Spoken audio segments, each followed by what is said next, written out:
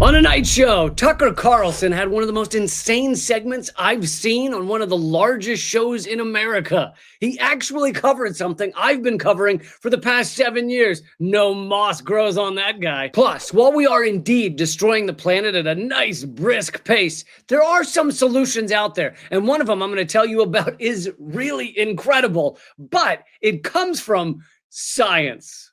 Ew, gross, right, Tucker? All that and more coming up right now.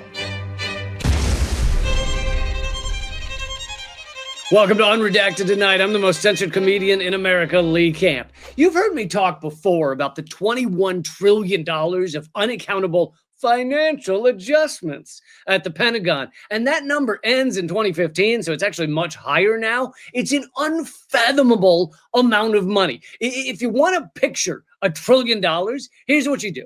You take an abacus and you smash it on your head as hard as you can. That's $1 trillion.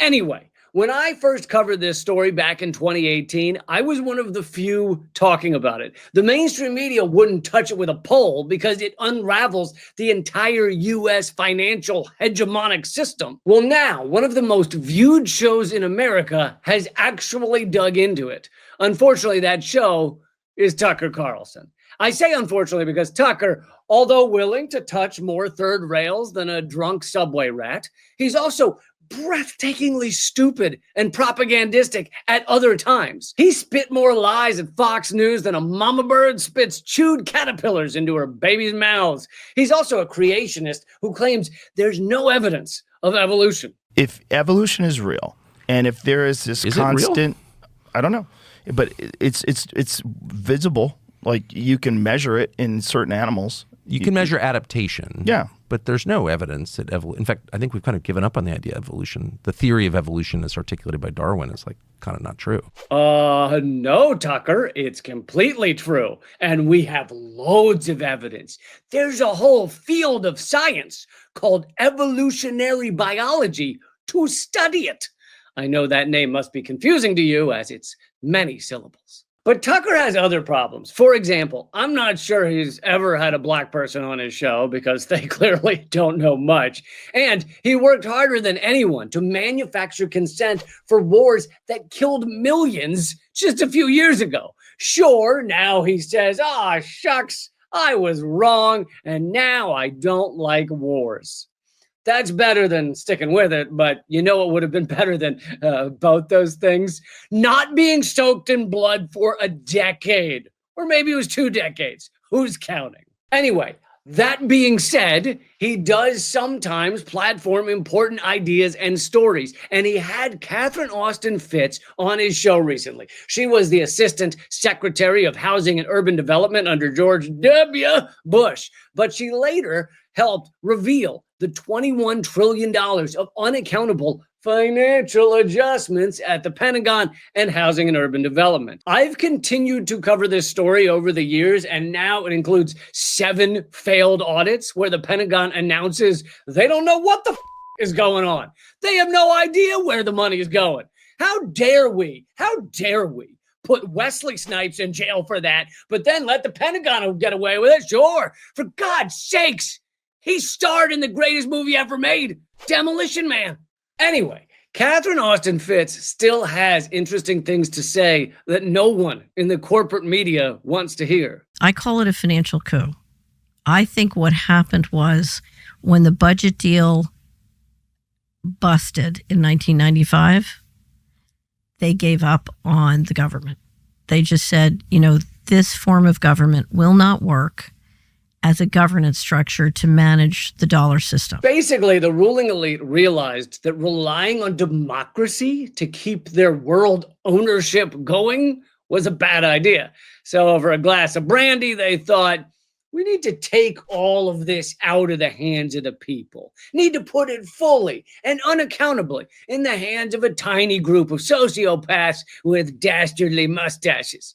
That's actually not true anymore. The curly mustache, like, it used to symbolize supervillain, and now it just symbolizes hipster with neck tattoos who drinks coffee made from carrots or some shit. You guys ruined curly mustaches, all right? That's on you. That's on you. Anyway, Fitz then goes on to detail how exactly they took the money supply out of the public sphere. The first thing we're going to do is we're going to pull all the money out. We're going to put the government in a debt trap, and then we'll squeeze it and shift to the control model. And it was a financial coup, and it started in fiscal 1998. So it started literally October 1st, 1997. By 2015, they had 21 we had reports in their financials of 21 trillion of undocumentable adjustments.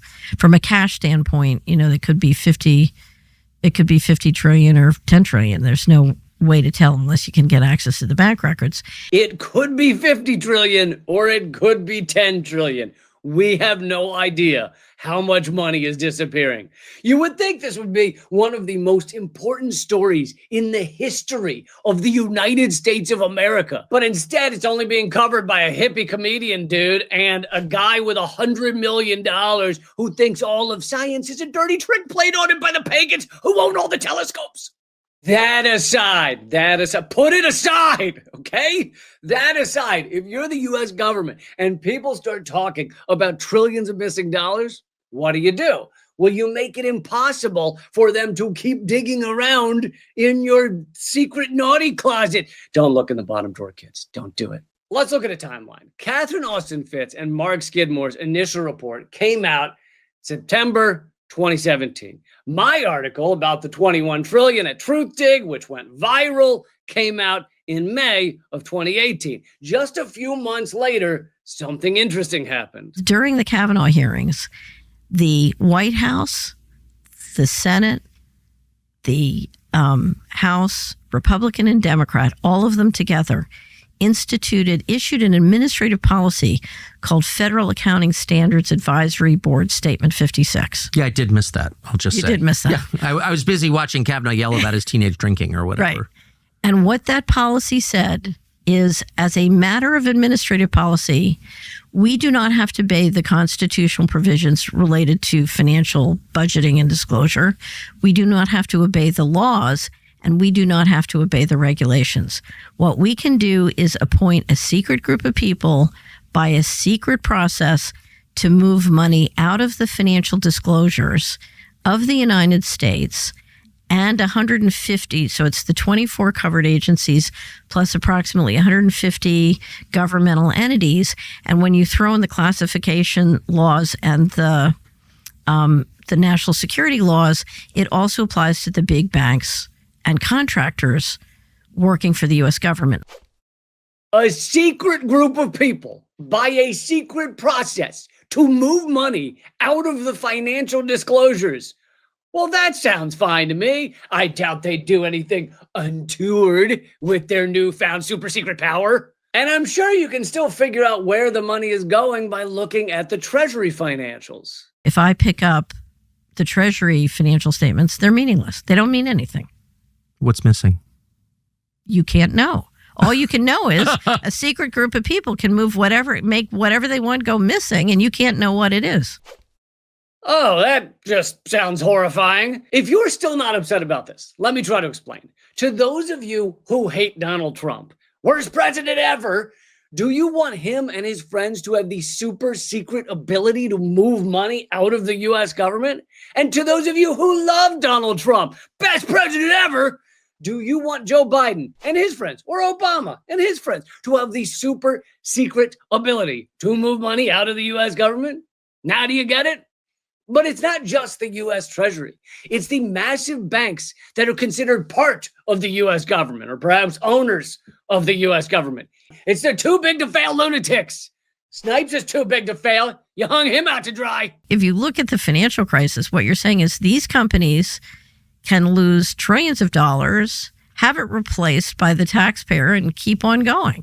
Not just keep going, but profit to an amount we can't even begin to understand.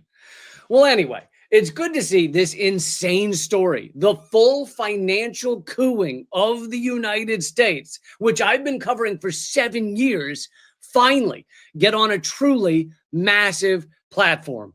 And I feel kind of weird about saying this, but Tucker Carlson managed to do it without the segment having anything insanely idiotic in it. It's kind of weird.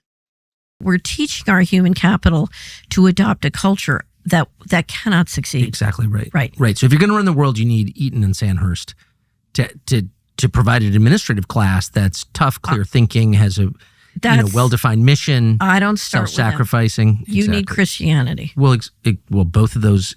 Certainly Eaton was a Christian school. Right. What just happened?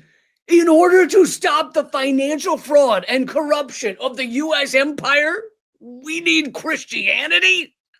But you were just, how did we, that's like saying in order for a company to stop defrauding people, they need more mimes. What the is the connection? Yeah, the only way to stop the theft of the 21 trillion is to get more Amish people in there. Just pump in the Amish. What? But also, in the institutions involved in this crazy scandal, the Pentagon, Congress, presidency, the Treasury, World Bank, IMF, they're like 80 or 90% Christians. Saying they need more Christians is like saying Los Angeles needs more cars.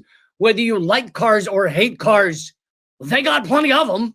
Well done, Tucker. You took an important segment, and rather than just let it be, you and your guest jammed in some big, fat, stupid into the end of it. Thanks for that. And now it's time for some good news. With our segment, the solutions are out there. Unfortunately, thanks to the breathtaking idiocy of humanity, we have killed over half of the coral reefs across the world since 1950. We've done this with a combination of climate change, overfishing, and overdevelopment. It sounds so positive, doesn't it? Development. You know what else is development? Developing a case of herpes. Yeah, my body is under development right now. Anyway, coral reefs are struggling, and they make up the habitat of thousands and thousands of a variety of species of fish, shellfish, plants, all manner of seafood. I mean, sea life. Not everything is food, but some of them are so delicious with just like a nice cream sauce. Point being, scientists have found a way to encourage the revitalization of coral reefs. Scientists working off the U.S. Virgin Islands and the Caribbean found that coral larvae were up to 7 times more likely to settle at a struggling reef where they played recordings of the snaps, groans, grunts, and scratches that form the symphony of a healthy ecosystem. Groans, grunts, and scratches also form the symphony of my bedroom on weekends. That's terrible, Lee. Just shut up. But yes, that's right. The scientists put underwater speakers by dead reefs, and they just play the sounds of life. And the larvae are far more likely to live there, which brings back the coral, brings back the fish, brings back the shellfish, brings back the plant life. I mean, it makes sense. Coral reef baby things or whatever want to live where it seems like other things are living. This is an amazing way to bring back the coral reefs. And I don't know about you, but I think we should try this in all the collapsing habitats. Jacksonville, Florida, Detroit, Dallas. Just play the sounds of people actually enjoying their lives. And maybe other people would think that we aren't becoming a third world country. You know, you roll into town, you hear kids playing and like festivals going on and the teenagers hanging out at the, it wouldn't be drive-ins anymore. The mall has collapsed. It's just rats wearing Victoria's Secret now. The paid plasma donation center, all the teens making out behind the money for blood place. You know how the teens are. Point being, you play sounds of a fun city, and then people rolling through will want to move there. Of course, you'll have to play it loud enough that it covers up the sounds of gunshots and sirens and construction crews dismantling the free clinic and the affordable daycare. So you have to play it pretty loud. Just crank it the up, all right? Drown out our dystopia, please. This probably works better for coral reefs, I think. And now it's time for headlines from the future. Coming up in 2 days, you'll read Trump considering pardoning what remains of Ghislaine Maxwell in 3 weeks. He really does have a heart. In 1 week, we'll find out DOGE sends out email informing 41 endangered species at national parks they're no longer needed. Listen, gotta earn your keep. And in 1 month, we'll hear Elon Musk unveils mascot of his new political party, which he says is a friendly ghost. I think we have an image of it. Yeah, there's. Yeah, I think it's a friendly ghost. That's the show. But if you want to see Unredacted Tonight keep going, become a member at patreon.com/Lee Camp. Get all kinds of perks. Also, Unredacted has just joined Means TV streaming service. It's anti-capitalist, badass, worker-owned company with radical content, no ads, no algorithm, no suppression. Go to means.tv and use promo code Lee for 20% off. Until next time, the revolution will have laughter. Keep fighting.